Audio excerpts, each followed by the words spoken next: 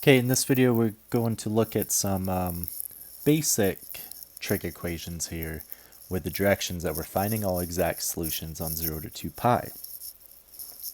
Exact is important because we have learned about taking the sine inverse or any trig function and inverse function to find the values, but if it is a special angle, right, then the calculator will give your answer in radians as some decimal, but we want the exact angle.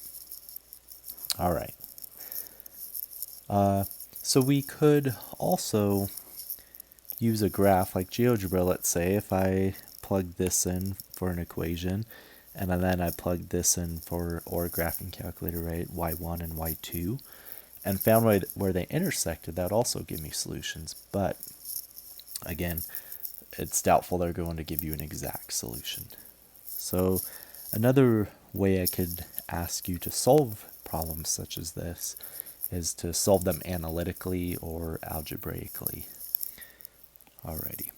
So the first thing is, treat any of your trig functions just like they're an x. We could use u substitution, and sometimes it would be important or helpful, but it's also important, I think, to get used to our trig notation and solving them without always relying on a u substitution. So with that said, we're trying to isolate sine theta, right? That's my unknown. I can't just automatically isolate theta, we can't divide by sine, let's say, right? So sine theta is my unknown. And then I am trying to get theta from there. So since it's 2 multiplied by sine theta, first step we do is just divide 2. Oops. So we know sine theta equals negative root 2 over 2. All right. Now, using reference angles and the unit circle, we could find all these solutions. Again, there are infinitely many angles that would yield sine to be a ratio of negative root 2 over 2, right? But I only want the angles in the 0 to 2 pi interval. So where is sine negative first off? That's down here in quadrant 3 and 4, right? Sine is the y value. And the negative root 2 over 2 is that 45 degree or pi over 4 reference angle. All of these as well, we're dealing in radians, right? Degrees is once in a while we'll use for some applications and whatnot, or kind of visualizing, but we always want radians. So pi over 4 is the reference angle here and here. But remember that this angle then, this is pi, and then we have an additional pi over 4, so that entire angle is 5 pi over 4. So theta is 5 pi over 4, and then this second angle, guess I'll use blue here, to there, right, that is 7 pi over 4. So 2 sine theta equals negative root 2 has two solutions, 5 pi over 4, 7 pi over 4. That's a pretty basic problem. I'm going to go ahead and move down, and then we'll move to the upper right. Cosecant squared x subtract 4 equals 0. So again, just like the previous one, we want to isolate sine theta, right? I want to isolate cosecant x. At first cosecant squared, but then we will square root. So cosecant squared equals 4, right? Add 4. Now when we take the square root, an important thing to remember is the plus minus. Okay, you always have to account for that negative square root as well. So cosecant x equals plus or minus 2. And I'm not very good with my cosecants, right? So what we can do is say this is 1 over sine, but then if 1 over sine equals plus or minus 2, then that's equivalent to saying sine is equal to plus or minus 1/2. Right? We're doing the reciprocal of both sides. Or you could do a cross product, there are various ways of looking at that. So where is sine 1/2? Again, that unit circle. Sine is the y value again. I could have chose secant squared, but that's all right. 1/2, so I'm picturing the smaller, right? We have this angle and this angle, the pi over 6 or the pi over 3. But since sine is 1/2, which is less than the root 3 over 2, I know it's this angle here. Okay, so the pi over 6. Which means it's also this angle here, because that's a reference angle, right? Which is 5 pi over 6. But then because it can be negative, we need to count these two angles here and here. So overall we have 4 solutions for this one. We have pi over 6, 5 pi over 6, 7 pi over 6, and 11 pi over 6. Alrighty. The next example I want to start with there, it's really like already solved for you, right? I don't have any, my cosine is isolated, but I do have this 2 theta in here. But let's ignore that 2 theta for a second. If this problem just yielded cosine theta equals negative root 3 over 2, then all we have to do is think, where on the unit circle is that true, right? So where is cosine theta negative root 3 over 2? Cosine is negative both in quadrant 2 and quadrant 3. And remember, cosine is the x value, so I want the larger, well, in the negative direction though, the larger x to be larger than y, the absolute value of it. So I'm yielding this angle and this angle. And this here is what, 5 pi over 6? And this is 7 pi over 6.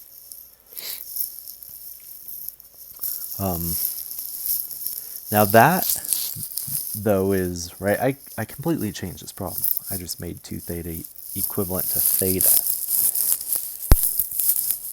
So I want to know where's 2 theta equivalent to that same expression, right? So actually what I'm saying is this angle is not theta, this is 2 theta, right? 2 theta is that, which means basically I want that angle cut in half, right? Wherever that is, I don't know, somewhere here.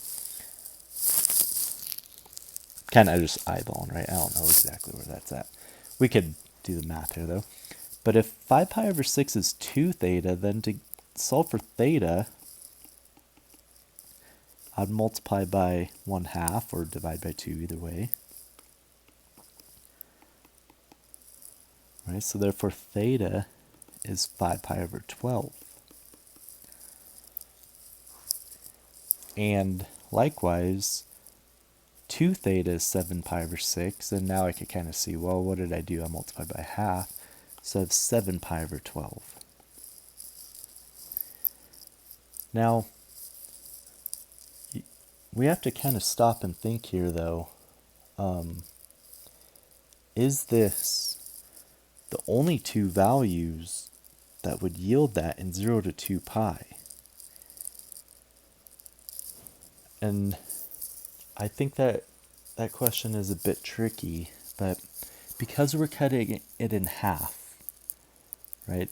We're cutting the 2 answers we found in half. Probably what we want to think about is actually the original theta, 0 to 4 pi, right? I want to change that actually to 4 pi because I'm taking half of it, right? Any original angles in here, once I take half, will still yield in that range, in that domain, I guess, in this case, of 0 to 2 pi.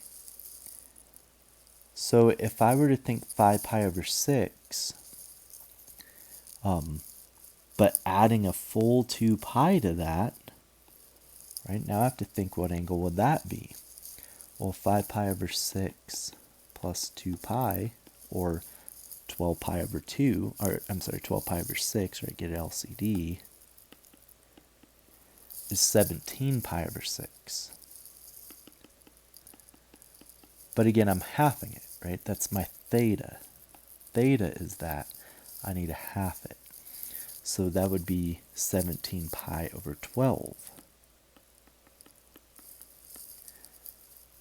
And following that same pattern for 7 pi over 6, right? If I added a full 2 pi to it, then I'd be at 19 pi over 6. And then cut that in half, right? This, if I add 2 pi, again, add 12 over 6, that's 19 pi over 6. But we cut it in half, and we're at 19 pi over, over 12. Okay, same reasoning as we did below. Alrighty, so these are a bit tricky, right? When we don't have theta in here, to really get all the solutions, you have to think. I always just start with pretending it's theta, seeing what my solution will look like, and then what am I doing to it, right? So in this case, since I was cutting it in half, I really have to think 0 to 4 pi originally to get all the solutions for 2 theta being in 0 to 2 pi. Okay, well, let's look at one more. Again, those are a bit tricky. I think the 2 original solutions aren't bad, but then you have to really double think what's going on. So this one is very strange, right? Pi over 5 theta. So let's start first. We want to isolate this, so start by dividing by 2.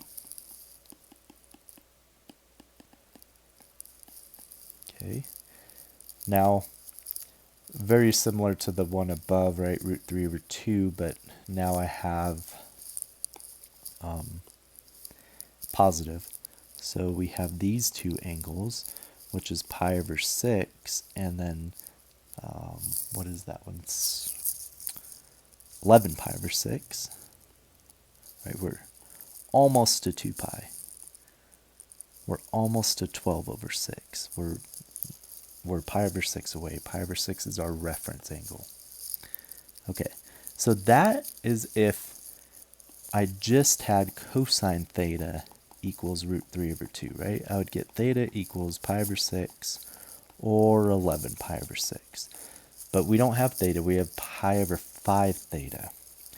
So this theta, I want to change that to pi over 5 theta. Actually, I'm going to move this down a little bit. Some scratch work.